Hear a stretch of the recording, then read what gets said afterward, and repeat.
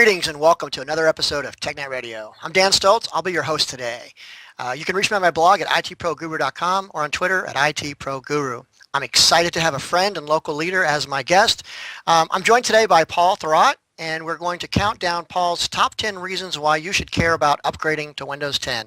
Hi, Paul. Welcome to the show. Hey, Dan. Thanks a lot. Good to see you. So maybe before we get started, can you tell us a little bit about you, what you do? Obviously, a lot about your blog and your writing. Speaking of writing, you also have a book. Maybe you can kind of update us on what's going on with you. Yeah. So, a short version, I've been covering Microsoft professionally for over 20 years. I've written somewhere in the 25 to 30 book range, almost exclusively about Microsoft technologies, usually Windows.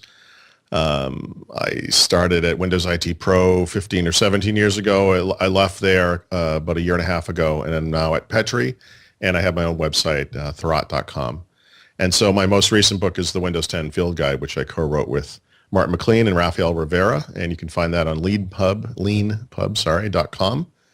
And I probably write about Windows 10 just about every single day, I would imagine these days. Yeah. And I'm a follower, so I'm getting that's how I get. I'm so sorry. Your insight comes far faster than my internal channels for getting information, so it's awesome. Sure, thank you. So today our topic is we're going to count down your top 10 reasons why you should care about upgrading to Windows 10. And I noticed number 10, it's kind of a no-brainer. A lot of them are no-brainers, but especially number 10 because it is free. So tell us why that's such a big deal now and why it's important. So Microsoft announced sometime probably in January that there were over 200 million devices running Windows 10, and most of those were upgrades, which is awesome, PC upgrades primarily. That's never really happened with Windows, with the possible exception being Windows 95 quite a long time ago. And so I think the big news there, aside from the fact that it is free for individuals, is that the upgrade process has improved to the point where most normal people can actually undergo this, and that's been proven in that 200 million figure, I think. And that's a big, big deal, because it allows people to take existing computers and get them up to date with the latest technologies, the latest security, the latest features, and all that kind of stuff. Now, the one exception here, of course, is that it's not technically free for businesses. And, of course, sure. Depending on the size of the business and the scope of their relationship with Microsoft, they probably have an enterprise agreement, and they're on a perpetual ability to upgrade cycle as it is. But the ability to upgrade to Windows 10 for free for consumers and for individuals is a huge, huge deal. Yeah, and I guess I'll add to that. Microsoft, it obviously cost them a lot of money to be able to do that, but really they're looking at it seems to me like they're looking at businesses being able to kind of fund the Windows effort as well as new PCs, because whenever you get a new PC, ultimately you're paying for Windows that way as well. Yeah.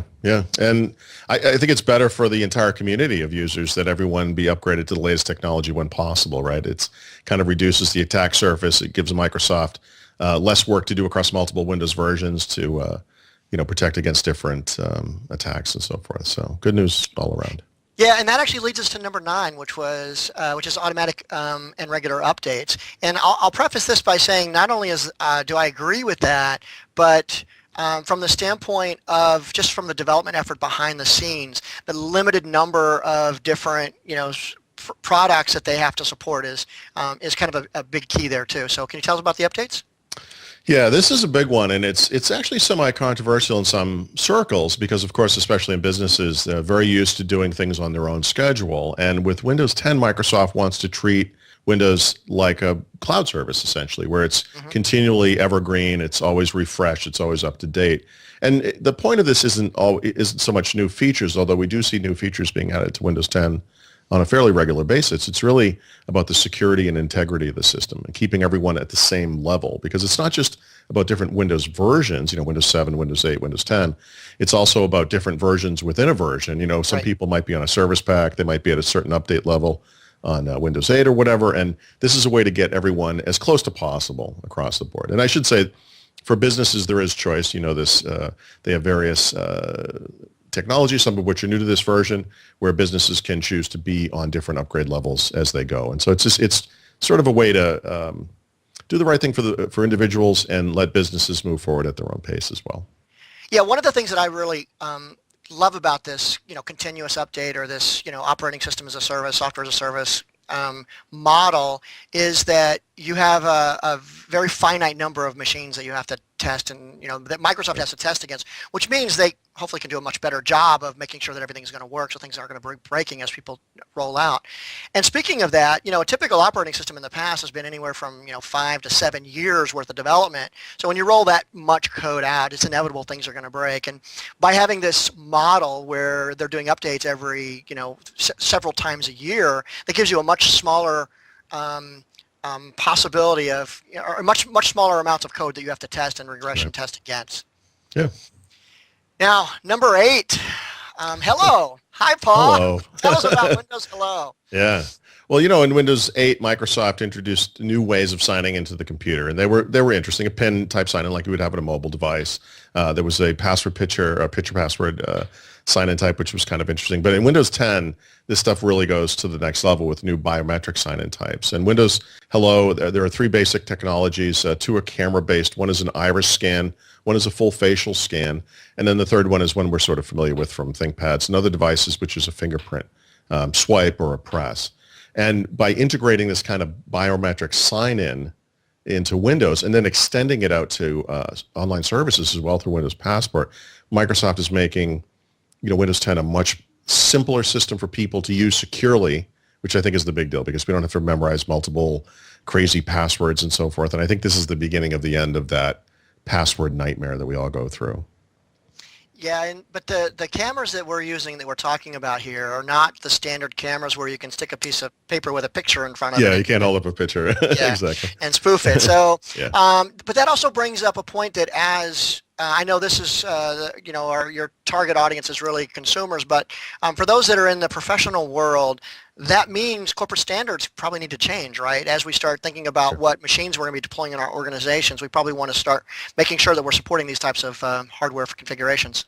Yeah, exactly. So as we move to number 7, let's talk about the browser. Right. So for the first time since there was a browser from Microsoft has a new web browser in Windows 10. And this one has been built from the ground up to be standards compliant and all that kind of stuff. So it's thin and it's light and it moves really quickly and all that. Currently in Windows 10, it's kind of in an incomplete state because it doesn't support things like extensions and a couple of other features that people might be used to from other browsers, although actually literally this week as we're recording this, they launched the first pre-release version of a version of Edge that does support extensions. Mm-hmm. And so that's very exciting. And that's going to be things for, ad blocking, password management from LastPass and other services and all that stuff. But the reason I still really like Edge today is because it renders the web so beautifully. If you put this thing side by side with other browsers, there's something about it's like ClearType Plus. It's just an awesome display for someone like me who spends the day reading and writing on the web. I just love the way it looks. So I'm really looking forward to this thing becoming a little bit more complete so I can just use it as my only browser going forward. Yeah, and there's some extra add-on benefits that I whenever they first came out, I was like, okay, yeah, nobody's ever going to use this. This is cool, but nobody's ever going to use it. Being able to write on the screen and all that stuff. But I actually find that I use it all the time. I'll write on the screen and I'll use that as a screenshot because people will send me emails all the time. How do I do this? Or can you show me how to do that? Or where's this information? Or where's that information?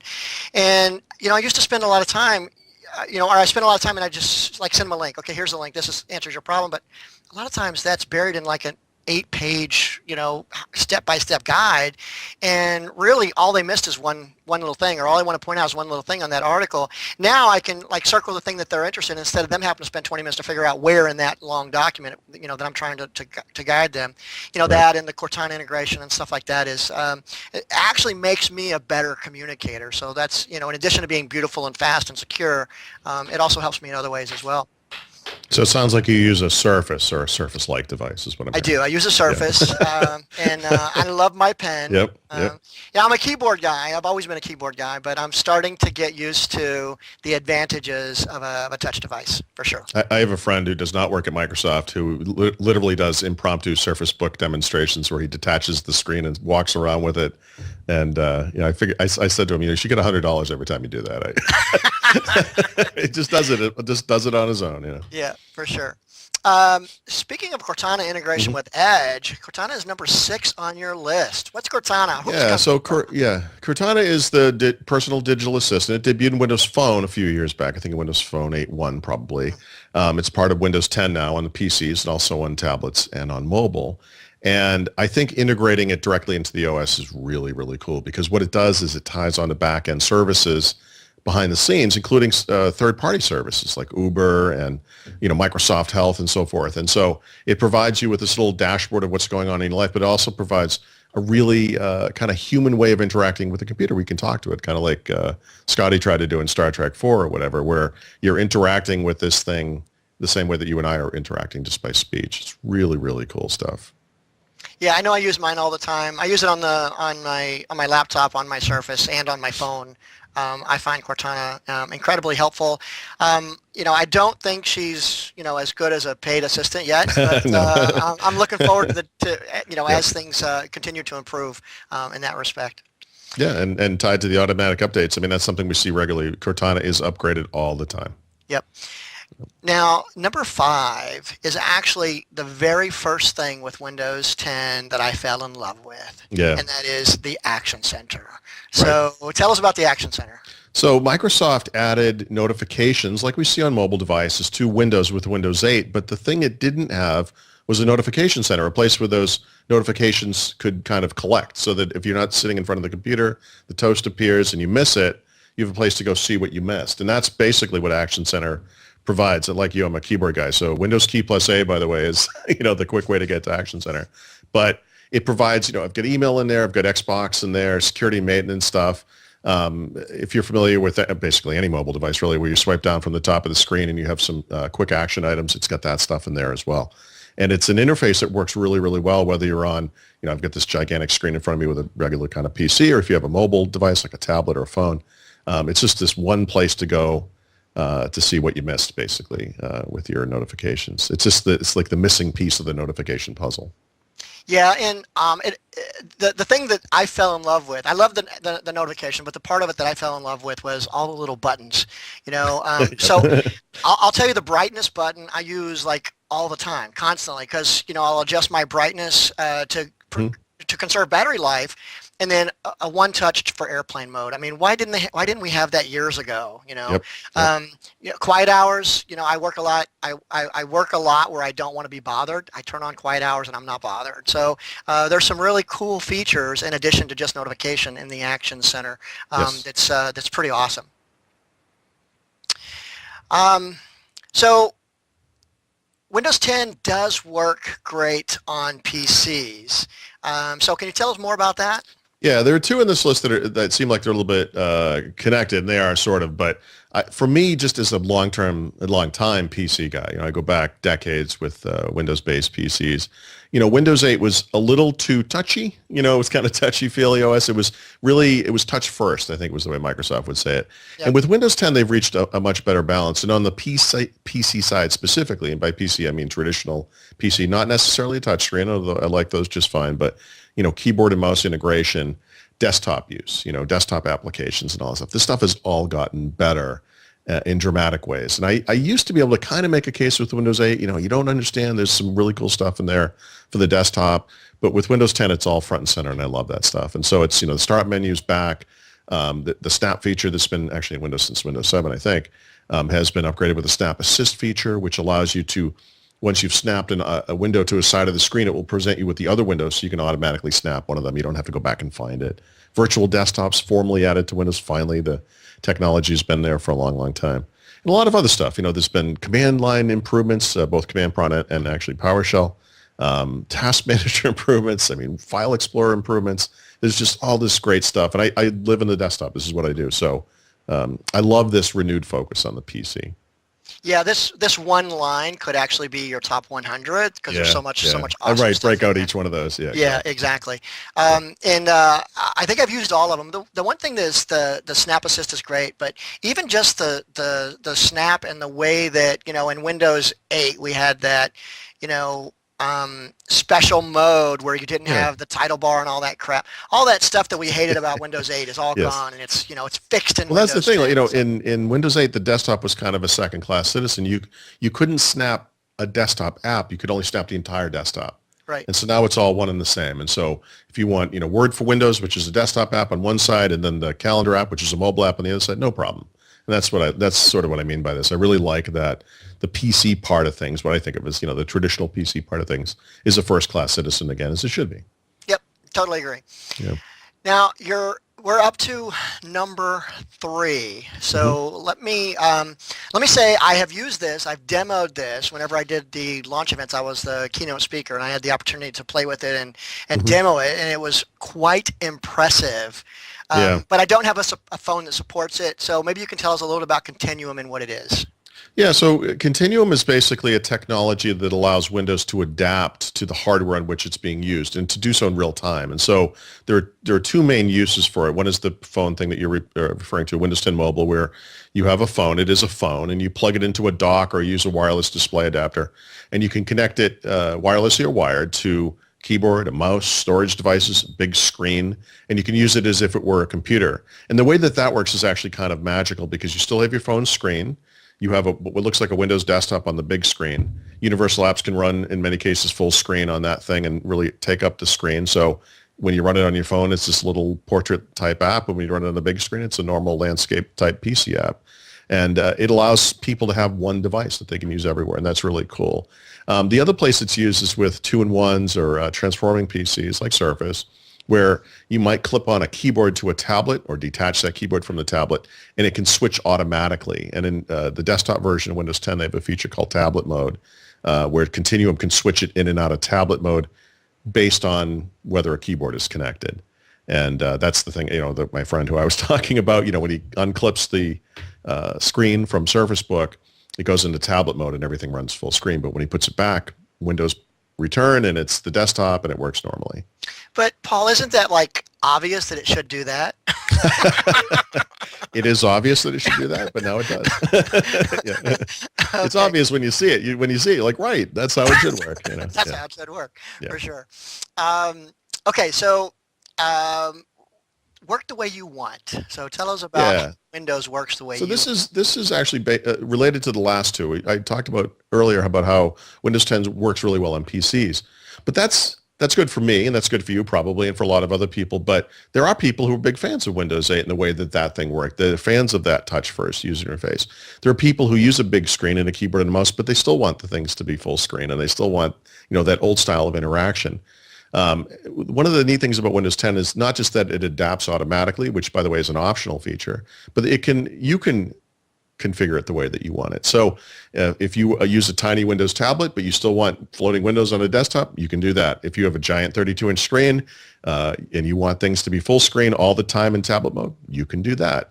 And I think that's really neat because Windows 8, I think, was a little too far in that one direction, but now we've got this thing where we brought back the PC stuff, but if you like that touch first stuff, you know what, you can do that too. And I think this is just really nice. It's multiple types of input, mouse, keyboard, pen, however you touch, of course, I should say, and however you wish to interact with the computer, you can do it however you want, and that's very freeing. Yeah, it is very, very, very customizable. And the reality is, I think a lot of customers don't go in and look at all of those different places where it is customizable. Right. And if you spend a little bit of time, and I know you've blogged a lot about some of the cool things that you can do with Windows, you can really tweak Windows 10 to make it work exactly the way that you want it to work and do some pretty awesome things. Yes.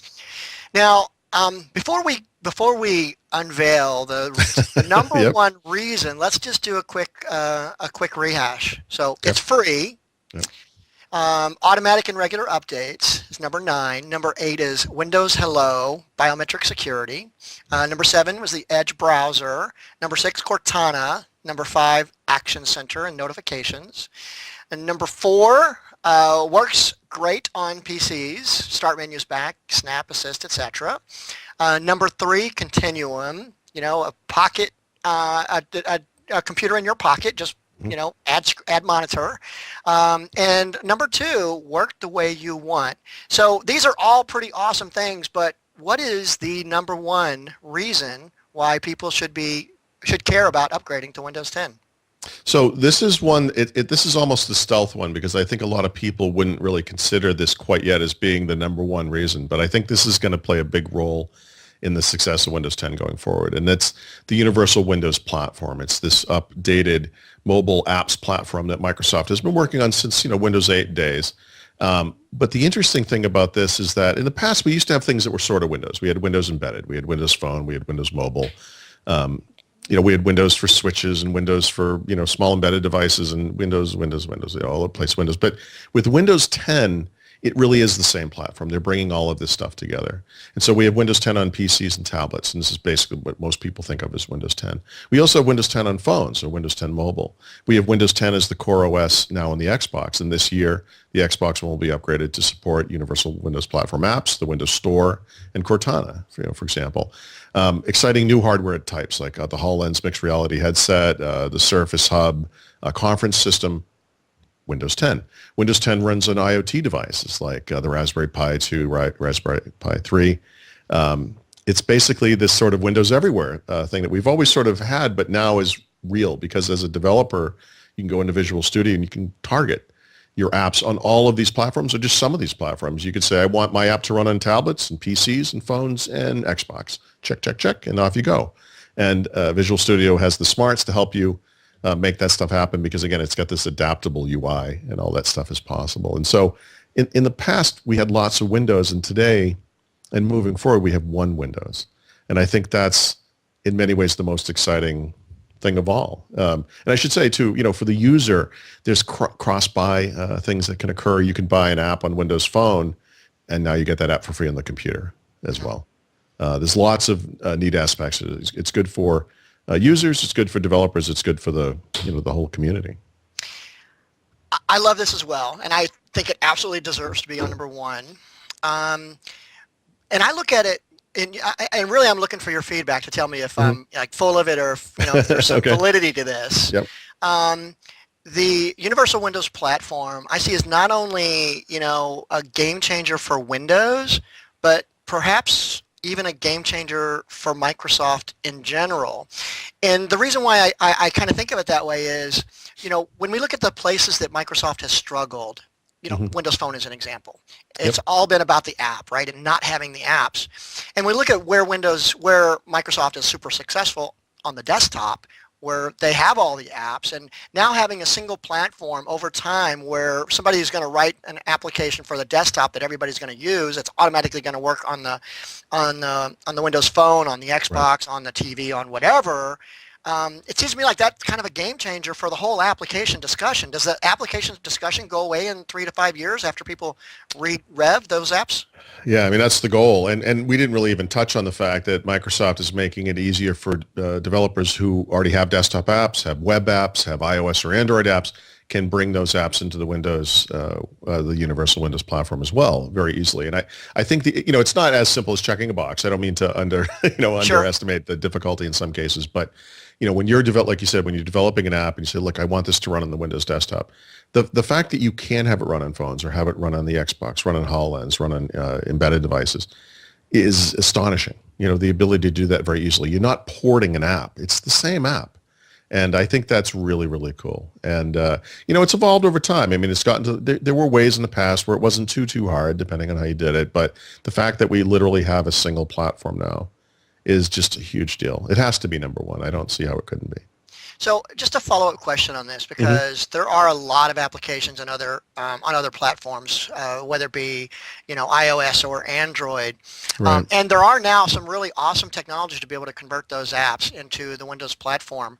What do you see in your expert opinion, and as you look at the market all up, how fast is that? How fast is that? You expect that's going to go? Is that when will then be now? Yeah, when will then be now?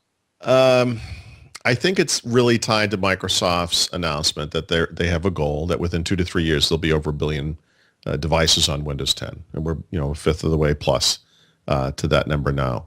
I think they're going to hit that number, and I think that positions Windows 10 as a viable platform against Android or iOS, because these are platforms that will by this time also be in that billion user range.